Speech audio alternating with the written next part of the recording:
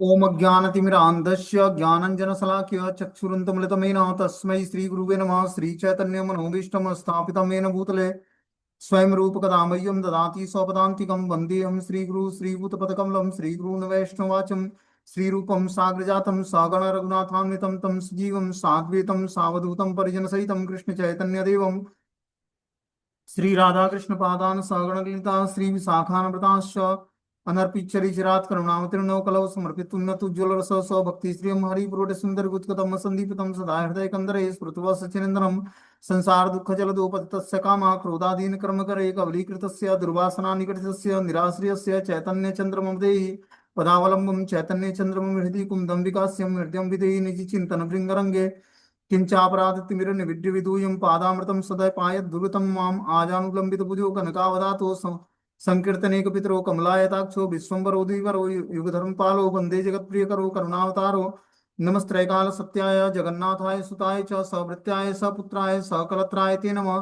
अतीर्णो साकरुण्यो परिच्छिन्नो सदीश्वर श्रीकृष्ण चैतन्य नित्यानंदो द्वय भ्रातरम भजे स जयतु विशुद्ध विक्रमं कनकाभ्यं कमलायते वर्जाननं विलंबितं खडु विबोधा भक्तिरसाविनर्तकम् जयति जयतु देव श्रीकृष्ण चैतन्य चंद्रो जयति जयतु कीर्तितस्य नित्या पवित्रम जयति जयतु वृत्तस्य स्वरूपापियाण विश्वेश्वमूर्ति जयति जयतु नृत्य स्वरूपापियाणम पंचतत्वात्मकं कृष्णं भक्तरूप स्वरूपकं भक्तावतारं भक्ताख्यं नमामि भक्तिशक्तिकं नित्यानंदं नमस्तुभ्यं प्रेमानंद प्रदायते कलौ कल्मषस्य नाशाय जानवे नमः। नमो महावदन्याय कृष्ण प्रेम प्रदायते कृष्णाय कृष्ण चैतन्य नामिने गुरुदेव नमः। जय श्री कृष्ण चैतन्य प्रभु नित्यानंद श्री अद्वैत गदाधर श्रीवासादि श्री गौर भक्तवृंद। हरे कृष्णा कृष्ण कृष्णा हरे हरे हरे राम राम राम हरे हरे। इसमें आज हम लोग श्रीमद चैतन्य भागवत का मध्य खंड प्रथम अध्याय श्लोक संख्या प्यार संख्या 15 नंबर पढ़ना है। बोलते हैं परम सुनम्र हई प्रभु कथा कय सबे तुष्ट हैला देखी प्रभु र विनय सिरे हस्त दिया के ह चिरंजीवी करे सर्व अंगे हस्त दिया के ह मंत्र पढ़े के ह बक्षे हस्त दिया करे आशीर्वाद गोविंद शीतलानंद करुणा प्रसाद।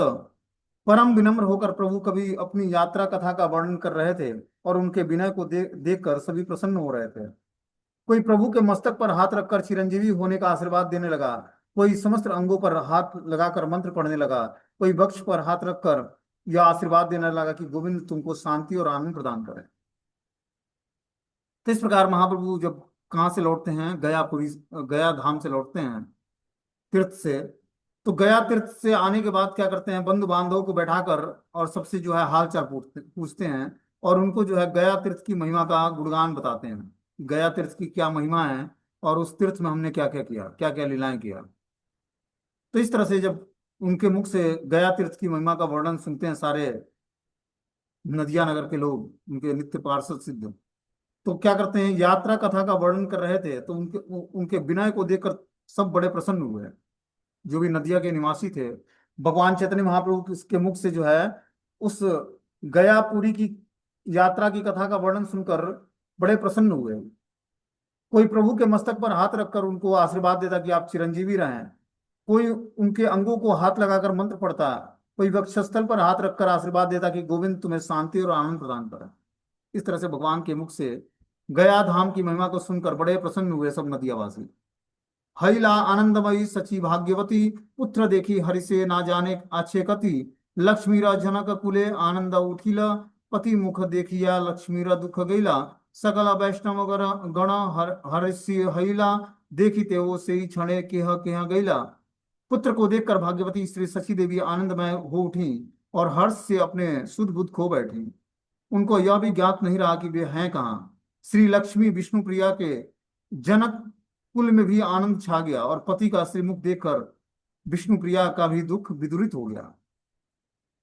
तो इस तरह से भगवान चैतन्य महाप्रभु जब गया से आ जाते हैं, निमाई पंडित, अभी चैतन्य महाप्रभु का नाम उनका तब पड़ता है जब वो संन्यास ग्रहण करते हैं, तब उनको केशव भारती जी नाम देते हैं, क्या, श्री कृष्ण चैतन्य।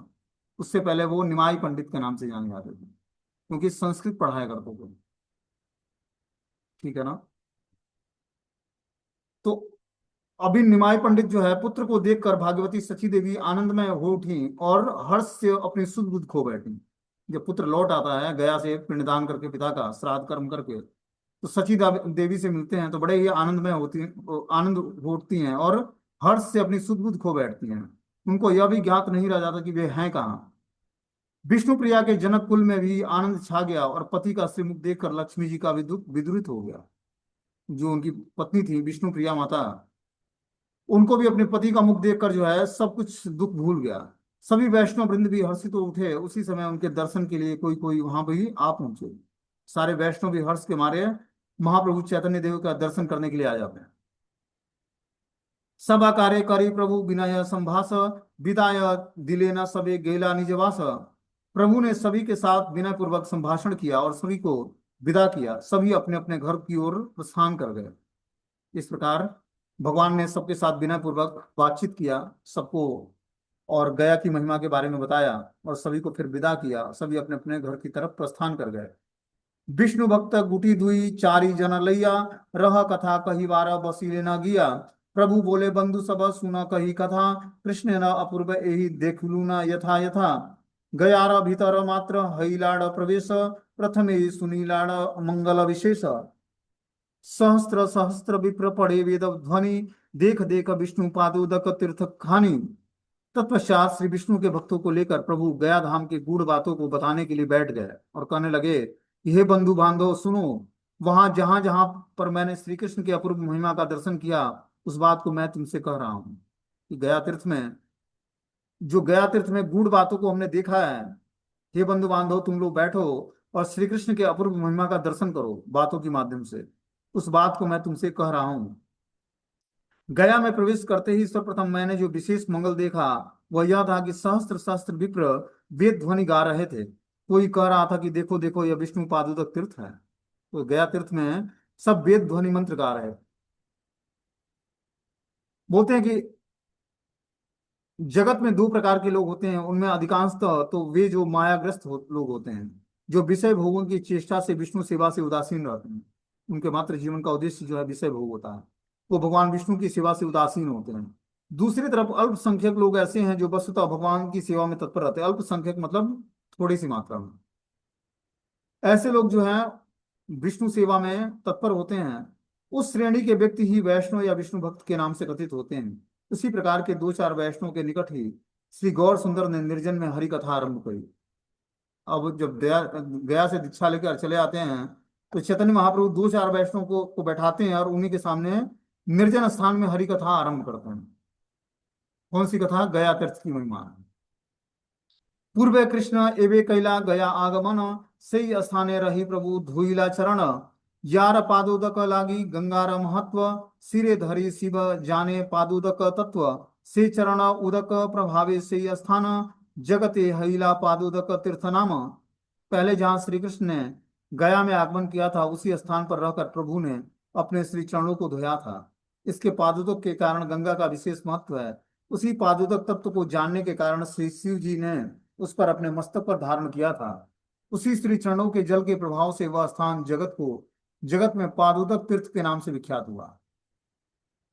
तो यहाँ पर जो भगवान श्री कृष्ण थे उस समय गया में आगमन किया था भगवान ने। उसी स्थान पर प्रभु ने अपने चरण कमलों को धोया था। जहां पर भगवान श्री कृष्ण ने अपने चरण कमलों को धोया था वो उसी स्थान पर गंगा का विशेष महत्व है। उसी पादुदक तत्व को जानने के कारण शिव जी अपने उस गंगा को अपने मस्तक पर धारण करते हैं। उन्हीं श्री चरणों के जल के प्रभाव से वह स्थान जगत में पादुदक तीर्थ के नाम से विख्यात हुआ। गया तीर्थ को पादुदक तीर्थ बोलते हैं कि भगवान विष्णु का चरण कमल है वो पूरा गया तीर्थ हुआ। अर्थात जिनके पद नक्श से निसृत होकर भी श्री गंगा ब्रह्मा द्वारा अर्घ्योदक रूप से समर्पित होकर महादेव के साथ समस्त जगत को पवित्र कर रही है। उस मुकुंद के अतिरिक्त इस जगत में और कौन ऐसा है जो भगवत शब्द वाच्य हो सके। अर्थात जिनके पाद प्रक्षालन से निश्रित सरित श्रेष्ठ श्रीमती गंगा संसार तारक जल को अपने मस्तक पर धारण करने वाले शिव ने भी शिव स्वरूप अर्थात मंगलमय स्वरूप तथा अत्यधिक सुख को प्राप्त किया था। उस श्री चरणों को का ध्यान करने वाले के मन की सब प्रकार की कलुष कलमस्य कसाय किलबिश राशि वज्र फेंकने के फल से पर्वत के टुकड़े होने की भांति विध्वसित हो गई थी। अतः उसी भगवान के पाद पद्मों का सर्वथा ही ध्यान करना चाहिए। कैसे भगवान को? जिनके पाद प्रक्षालन से स्वयं श्रेष्ठ श्रीमती गंगा देवी प्रवाहित होती हैं। जिस गंगा देवी को भगवान शिव अपने मस्तक पर धारण करके मंगलकारी स्वरूप धारण करते हैं, उसी श्री चरणों का ध्यान करने वाले के मन में सब प्रकार के कलुष कलमस्य और कसाय किलविष राशि ब्रज फेंकने के फल से पर्वत के टुकड़े की भांति विध्वसित हो जाता है। मतलब उसका हृदय जो है पवित्र हो जाता है, समस्त कलमश से पवित्र हो जाता है। उसी श्री भगवान के पाद पद्मों का सर्वदा ध्यान करना चाहिए।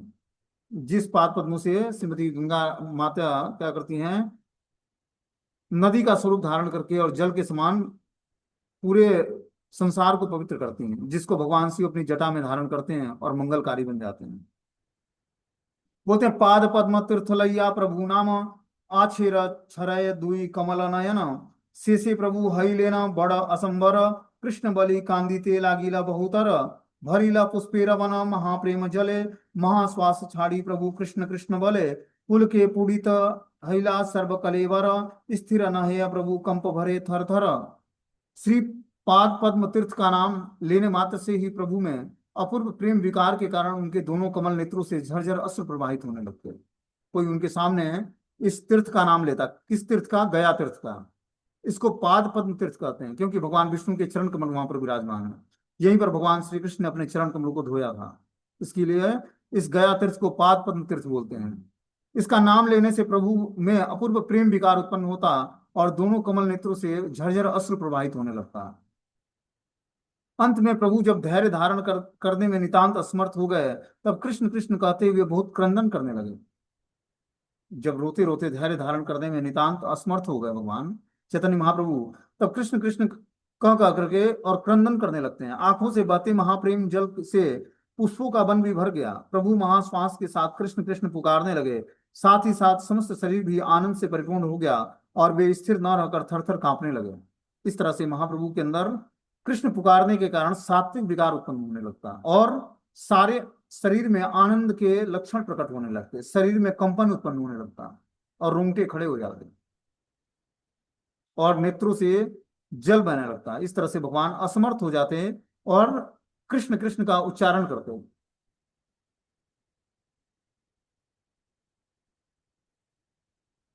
बोलते श्रीमान पंडित आदि यत भक्तगण देखे न अपूर्व कृष्ण प्रेम क्रंदन। श्रीमान पंडित आदि जितने भी भक्तगण थे सभी महाप्रभु के अपूर्व कृष्ण प्रेम के क्रंदन का दर्शन करने लगे।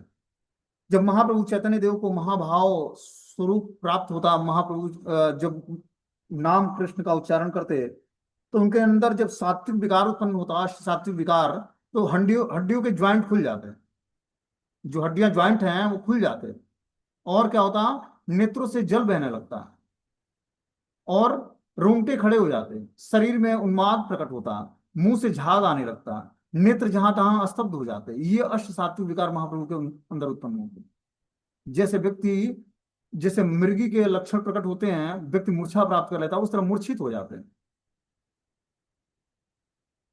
और जब उनके अंदर प्रेम के लक्षण प्रकट होते हैं तो क्या होता है, आवेश में आ जाते हैं। न जल सरोवर देख लेते तो उनको यमुना की याद आ जाती, कहीं पहाड़ी देख लेते तो गोवर्धन की याद आ जाती और इस तरह से दौड़ पड़ते उसी के दूसरे। ऐसे प्रेम विकार भगवान चैतन्य महाप्रभु के अंदर उत्पन्न होता है क्योंकि प्रेम के साक्षात मूर्ति स्वयं श्रीमती राधा रानी के ही स्वरूप और अंग क्रांति को धारण करके कृष्ण ही चैतन्य महाप्रभु के रूप में आते हैं। इसलिए महाभाव स्वरूपणी श्रीमती राधा रानी के स्वरूप को धारण किया उन्होंने। तो जब महाभाव में आते वो, तब ये सारे अष्ट सात्विक विकार उनके अंदर प्रकट होते हैं और दिव्य लक्षण प्रकट होते। उस लक्षणों को देखकर लोग भक्त बन जाते। अब सोचो हड्डियों के ज्वाइंट खुल के अलग हो जाएं, बस चमड़े से चमड़े जुड़े होते हैं, फिर सभी भक्त लोग बैठकर कीर्तन करते हैं उनके सामने, फिर महाप्रभु बाह्य चेतना में आते, ऐसी अंतरंग चेतना छा जाती कि अंतरंग डूब जाते उस लीलाओं में। फिर बाह्य चेतना में आते महाप्रभु, बाह्य चेतना में आते फिर हड्डियों के ज्वाइंट अपने आप सिकड़ जाते हैं और सब जहां तहां फिर से नॉर्मल कंडीशन हो जाता। ये लक्षण महाप्रभु के अंदर उत्पन्न होते हैं। बोलते हैं प्रभु के प्रेमाश्रुओं के साथ गंगा की उपमा, चतुर्दिख नयन बहे प्रेम धारा गंगा इन्हें आसिया करीला अवतारा। प्रभु के नयनों से सर्वत्र प्रेम की धारा बहने लगती, उस समय ऐसा अनुभव हुआ मानो गंगा ही अवतीर्ण हो गई है। ऐसा नेत्रों से अश्रुधारा प्रवाहित होती जैसे साक्षात गंगा अवतीर्ण हो गई है। मने मने सबई चिंतने चमत्कार, एमत हईना प्रभु कभू नाही देखियार। श्री कृष्ण अनुग्रह हईला इहाने, की वैभव पथेवा हईला दर्शने। सब भक्त मन ही मन इस चमत्कार के विषय में विचार करने लगे कि इनको इस स्थिति में कभी नहीं देखा गया था। अवश्य ही इन पर श्री कृष्ण का अनुग्रह हुआ है, न जाने मार्ग में इन्हें किस वैभव का दर्शन हुआ है। तो सभी लोग चिंता करने लगते हैं कि ये श्री कृष्ण का अनुग्रह हुआ है इन पर, जो इस तरह के लक्षण ही प्रकट कर रहे हैं। क्योंकि गया जाने से पहले, दीक्षा लेने से पहले महाप्रभु एक अध्यापक के रोल में थे, संस्कृत पढ़ाया करते थे। तो पाठशाला में एक अध्यापक थे। अब गया तीर्थ गए, पिंडदान किया पिता का, और अपने गुरु ईश्वर पुरीपाद से मिलते हैं, उनसे मंत्र दीक्षा ग्रहण करते हैं। मंत्र दीक्षा करते ग्रहण करते ही, अब जिस संस्कृत पाठशाला में संस्कृत पढ़ाया करते अलंकार, उस सारे संस्कृतों को उन्होंने कृष्ण से जोड़ दिया। सारे अलंकार, छंद, समास जो भी थे, सब में कृष्ण का गुणगान करने लगे। ऐसा दिव्य उनका चेतना में अंतर आ गया। क्या बोलते हैं, केवा मंत्र देहला गोसाई केवा तो रबल, आज जपत जपत आमी हो गई नहीं पागल। कि हे गोसाई, आपने कैसा मंत्र दे दिया कि मैं इस मंत्र का जाप करके करके मैं तो पागल हो गया। ऐसा लक्षण प्रकट हो जाता महाप्रभु के अंदर, उन्माद के, अष्ट सात्विक विकार, कि जैसे पागलों के, जैसे पागल व्यक्ति करता है उस तरह के लक्षण। नेत्रों से झरझर अश्रु बहने लगता है, जैसे गंगा नदी प्रवाहित हो रही है। हमने क्या बताया, हड्डियों के ज्वाइंट खुल जाते हैं, नेत्रों से झरझर अश्रु बहने लगते हैं, शरीर के रोंगटे मतलब रोए खड़े हो जाते हैं, मुंह से झाग निकलने लगते हैं, नेत्र जहां तहां स्तब्ध हो जाते हैं। और महाप्रभु ऐसी छलांग मारते कि जैसे 10-10 फीट ऊपर उठ जाते। अब सोचो ऐसा क्या दिव्य उन्माद होगा, और फिर जमीन पर गिरते और फिर मूर्छा आ जाती। तो सभी लोग, भक्त लोग देखकर परेशान हो जाते और इस तरह से संकीर्तन शुरू करते। फिर जाकर महाप्रभु बाह्य चेतना में आते। और ये ज्यादा दिन की घटना नहीं, 535 वर्ष पूर्व भगवान चैतन्य महाप्रभु इस धरती पर प्रकट हुए थे। इसलिए हम लोग बहुत ही फॉर्चुनेट लोग हैं, जो चैतन्य महाप्रभु जिस कलयुग में आते हैं, उसी कलयुग में हम लोगों को जन्म मिला है भारत भूमि में।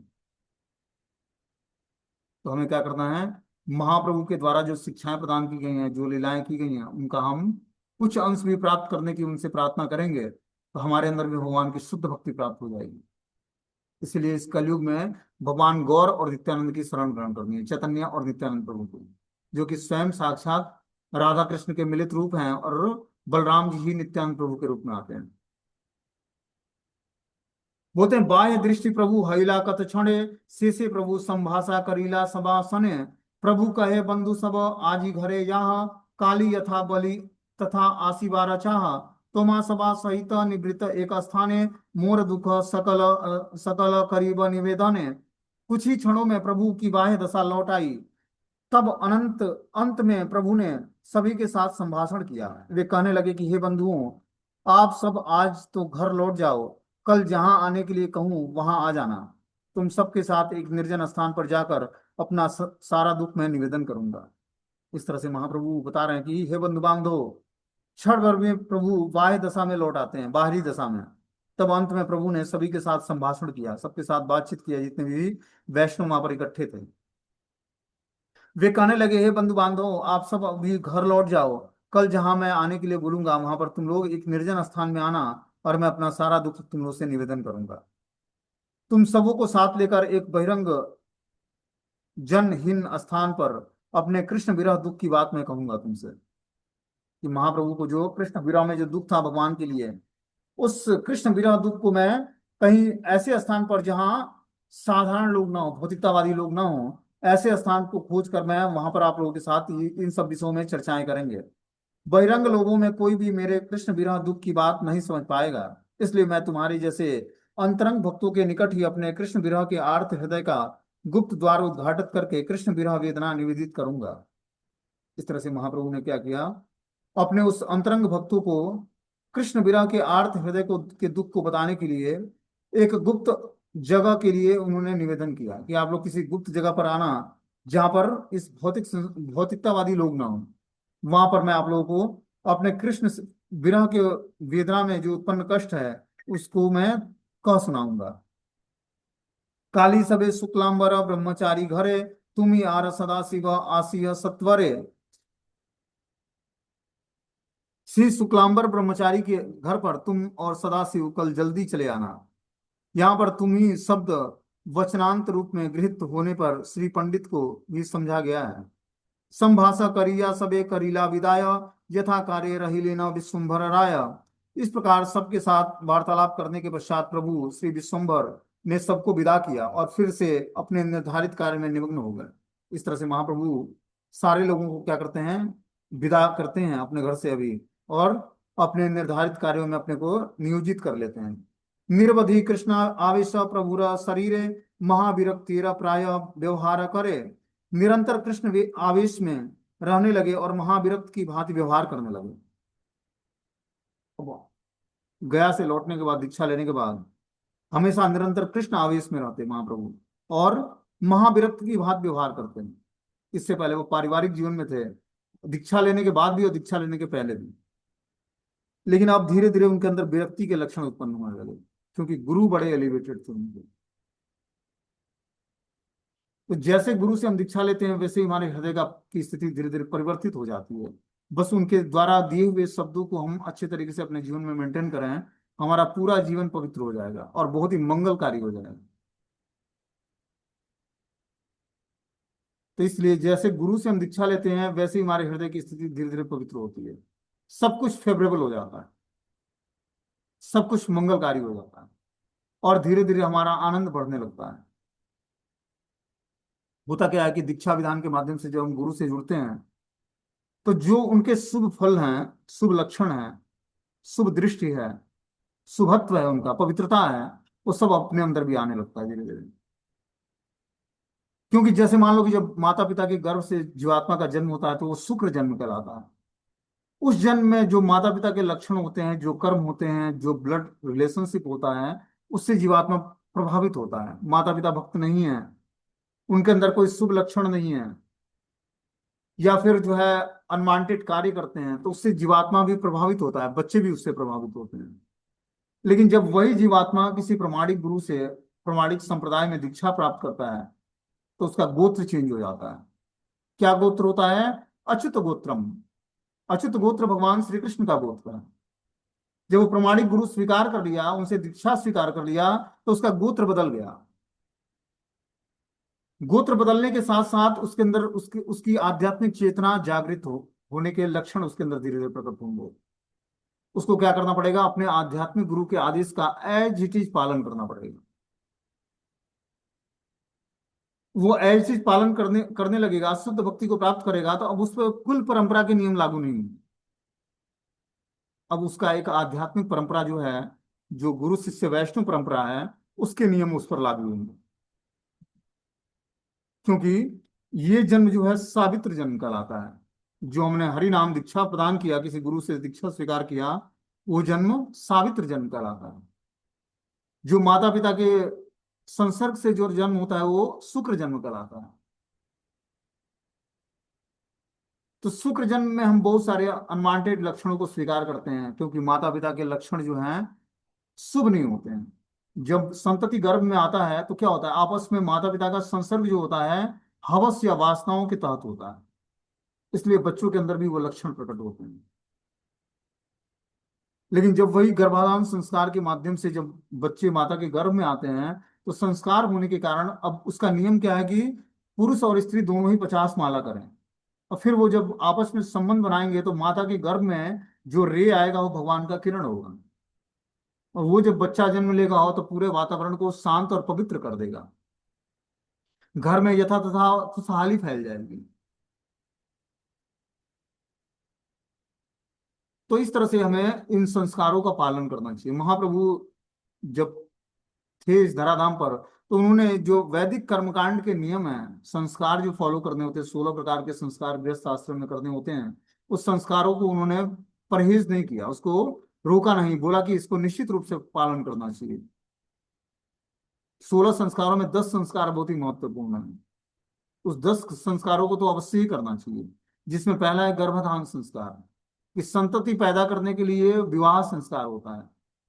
विवाह संस्कार के बाद गर्भधान संस्कार करके और माता पिता को जो है गर्भ धारण करना चाहिए माता को, और फिर जो क्या कुल परंपरा को आगे बढ़ाने के लिए कृष्ण भावना भावित संतान उत्पन्न करना चाहिए। ये हर एक स्त्री और पुरुष का धर्म है। जो भी पारिवारिक जीवन को स्वीकार करते हैं वो कृष्ण भावना भावित संतति उत्पन्न करने के लिए विवाह संस्कार करें। विवाह का कोई दूसरा उद्देश्य नहीं है। भक्तों के लिए विवाह का मात्र उद्देश्य क्या है? कृष्ण भावना भावित संतति उत्पन्न करना, जो परिवार का भी मंगल कर सके और पूरे समाज का कल्याण कर सके, ऐसा पुत्र या ऐसी पुत्री। बोलते हैं किछु नाही बुझे आई कौन वा कारण, कर यो गेला आई गोविंद शरण।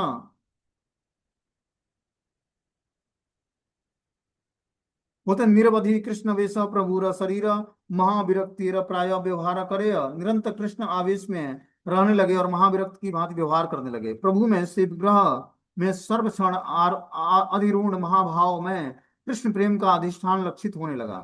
इसलिए सर्वोत्तम त्यागी विरक्त सन्यासी के विचारों का अवलंबन करके वे आश्रय विग्रह के भाव में विभाजित होकर आत्मेंद्रिय सुख भोग वांछा वर्जन पूर्वक मूर्त शुद्ध वैराग्य विग्रह रूप में एक तमाल श्याम क्रांति सर्व आकर्षक वस्तु के प्रेम आकर्षण में अतिशय व्यस्तता दिखाने लगे। इस प्रसंग में ज्ञान वैराग्य और भक्ति के एक साथ अधिष्ठान के संबंध में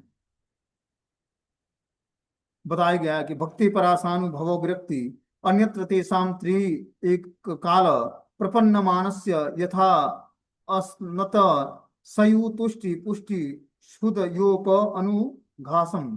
बता रहे कि जब व्यक्ति भक्ति करता है तो उसके अंदर 3 लक्षण उत्पन्न होते हैं। क्या? तुष्टि, पुष्टि और क्षुधानिवृत्ति।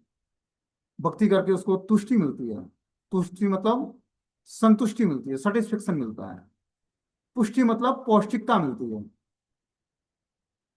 आत्मा के अंदर जो आत्म दुर्बलता है या हृदय दुर्बलता है वो नष्ट होती है। और क्या होता है? क्षुधानिवृत्ति। फिर वो सेटिस्फेक्शन प्राप्त करता है, अनंत आनंद को प्राप्त करता है। जैसे मान लो भोजन करने से व्यक्ति को क्या मिलता है? तुष्टि मिलती है। उसी तरह भक्ति करने से भी व्यक्ति को तुष्टि मिलती है। तुष्टि मतलब सेटिस्फेक्शन, संतुष्टि। पुष्टि मिलती है। भोजन करने से क्या होता है? उसको पौष्टिकता मिलती है, शरीर स्वस्थ हो जाता है। भक्ति करने से क्या होता है? आत्मा स्वस्थ हो जाती है। क्षुधा निवृत्ति, भोजन करने से पेट भर जाता है। यहाँ क्या होता है? आत्मा और हृदय प्रसन्न हो जाता है। तो इस प्रकार बता रहे कि जो है प्रभु के श्री विग्रह में सर्वप्रथम अधिरूढ़ महाभाव कृष्ण प्रेम का अधिष्ठान लक्षित होने लगा। जब वो गया से आए और सारे लोगों को बैठाकर वार्तालाप करने लगे और गया धाम की महिमा बताने लगे तो क्या हुआ? सबके अंदर जो है प्रभु के श्री विग्रह के अंदर अधिरूढ़ महाभाव कृष्ण प्रेम का अधिष्ठान लक्षित होने लगा। इसलिए सर्वोत्तम त्यागी विरक्त सन्यासी के विचारों का अवलंबन करके वे आश्रय विग्रह की भांति अविभाजित होकर आत्म इंद्रिय सुख भोग वांछा वर्जन पूर्वक मूर्त शुद्ध वैराग्य विग्रह रूप में एक तमाल श्याम क्रांति सर्वाकर्षक वस्तु के प्रेम आकर्षण के से व्यस्तता दिखाने लगे। अब महाप्रभु आश्रय विग्रह के लिए के रूप में आत्म इंद्रिय सुख वांछा को छोड़कर, मतलब अपनी इंद्रियों की सुख वांछा को वर्जित करके शुद्ध वैराग्य विग्रह के रूप में तमाल श्याम क्रांति जो सर्व आकर्षक वस्तु के प्रेम आकर्षण के रूप में अपने को प्रकटित करने लगे।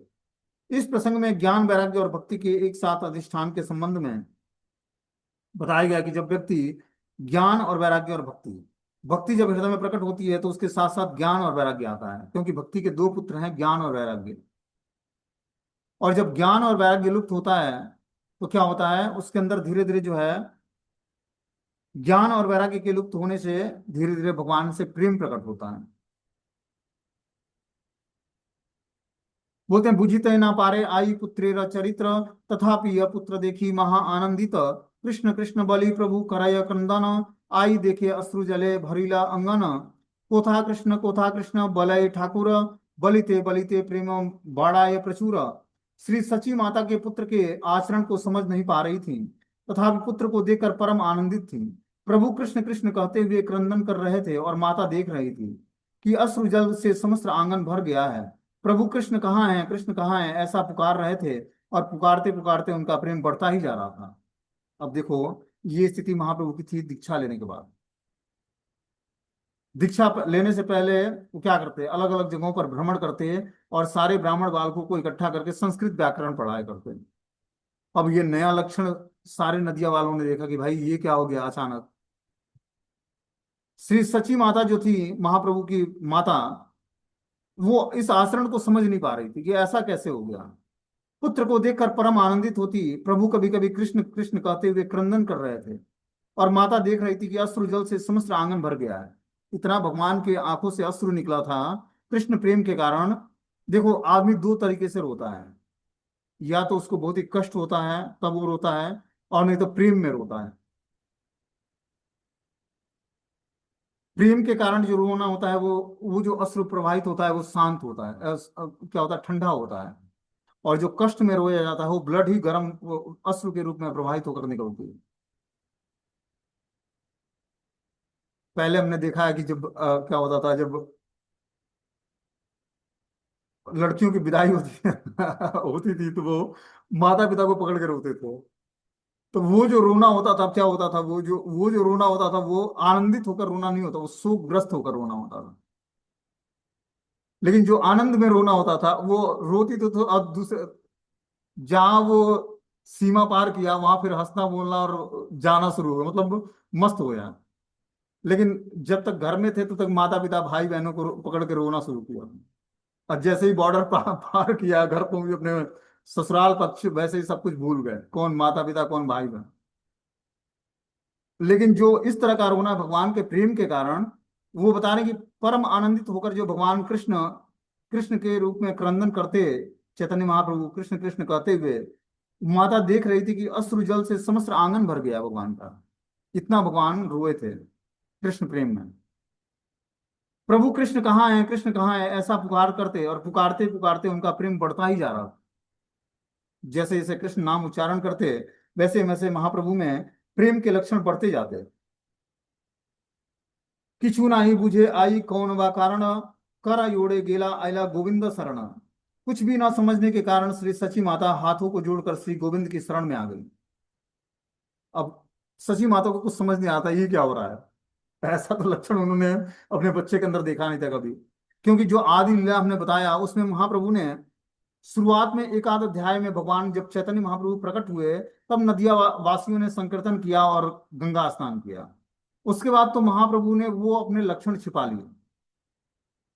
उसके बाद एक साधारण टीचर के रूप में नदिया में विख्यात हुए अपने नवदीप धाम में, कि निमाय पंडित एक संस्कृत के अध्यापक हैं।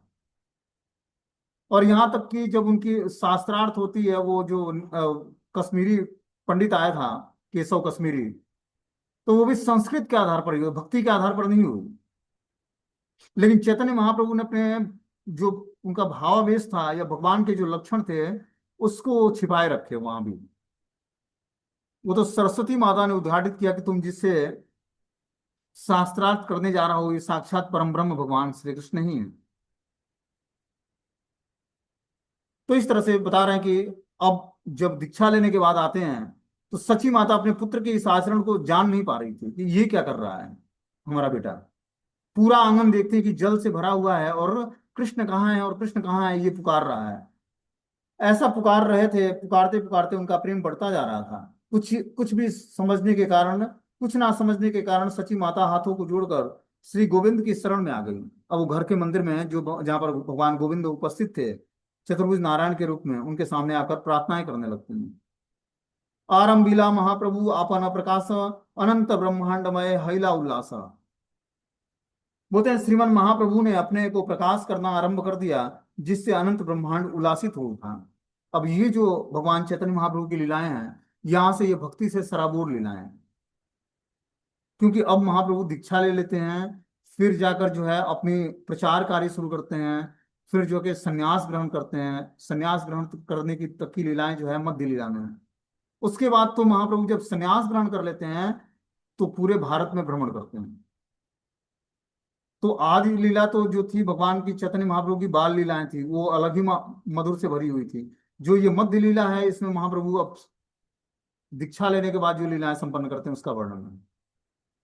दीक्षा लेने के बाद जो लीलाएं संपन्न करते हैं दीक्षा लेने तक, वो लीलाएं मध्य लीला में दी हुई हैं।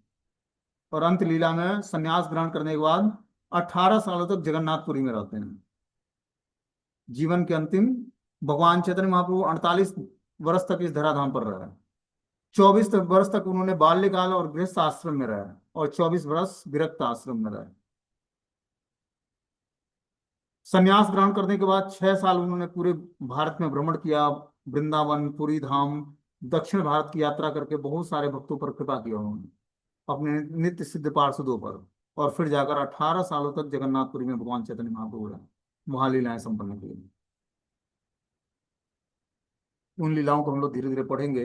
अब आगे जो है इसमें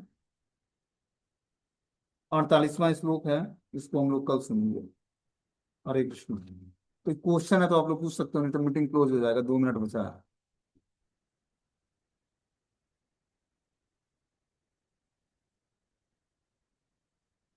क्वेश्चन है किसी का? हरे कृष्णा प्रभु जी, दंडवत प्रणाम। हाँ, दोनों का। प्रभु जी, चैतन्य महाप्रभु के जो गुरु थे वो केशव भारती थे या ईश्वर पुरीपाद? उन्होंने हरिनाम दीक्षा ईश्वर पुरीपाद से लिया था, और संन्यास दीक्षा जो लिया था केशव भारती जी से लिया था। क्योंकि महाप्रभु गृहस्थ आश्रम में थे तो उनको कोई संन्यास नहीं देता, वैष्णव सन्यासी। इसलिए उन्होंने मायावादी सन्यासी को पहले वैष्णव मंत्र में दीक्षित किया। केशव भारती जी को, वो मायावादी सन्यासी थे, एक दंड धारण करने वाले। जो वैष्णव सन्यासी होते हैं वो त्रिदंड धारण करते हैं, और एक दंडी सन्यासी जो होते हैं वो मायावादी सन्यासी कहलाते हैं। तो केशव भारती जी मायावादी सन्यासी थे। महाप्रभु ने उनको पहले वैष्णव मंत्र में दीक्षित किया, और फिर वही मंत्र उनके मुख से सुनकर और उनसे सन्यास ग्रहण किया। ठीक है ना? तो महाप्रभु ने ईश्वरपुरीपाद से गया में दीक्षा लिया हरिनाम, और सन्यास तो केशव भारती जी से लिया था। ठीक है? हरे और कृष्णा जी प्रभु प्रभु जी, जी। दंडवत प्रणाम प्रभु जी। हाँ, धन्यवाद प्रणाम। प्रभु जी, एक प्रश्न है मेरा। प्रभु जी, जैसे हम देखते हैं कि महाप्रभु ने जो भी लीला है जो बंगाल में शुरू की, या जो भी नित्यानंद प्रभु है, दत्त आचार्य, तो प्रभु जी ऐसा क्या भगवान की प्लानिंग थी कि जैसे सारी भी जो लीला होनी चाहिए बंगाल, बंगाल को क्यों चुना प्रभु जी उन्होंने? बंगाल को क्यों चुना? क्योंकि बंगाल में ही भगवान की जो कृष्ण की लीलाएं हुई थी पहले बंगाल में ही हुई थी। नदिया महाप्रभु के चैतन्य देव के प्रकट होने से वहां पर वो नहीं है। इससे पहले पांडव वहां पर स्थापित, पांडव भी उस नदिया शहर में गए हुए थे। वो बहुत ही पवित्र भूमि, और क्योंकि वहां पर सब प्रकांड विद्वान रहा करते थे, संस्कृत के और श्रीमद् भागवतम और भगवत गीता के सारे वेद मंत्रों का उच्चारण सब कुछ जो है नदिया जैसे बंगाल का जो क्षेत्र है, वहां पर ये सारी लीलाएं भगवान की कथाएं सब कुछ हुआ करती थी, और बहुत ही पवित्र जगह है। क्योंकि वहां पर संपूर्ण बंगाल जो है गंगा नदी से प्रवाहित होती है।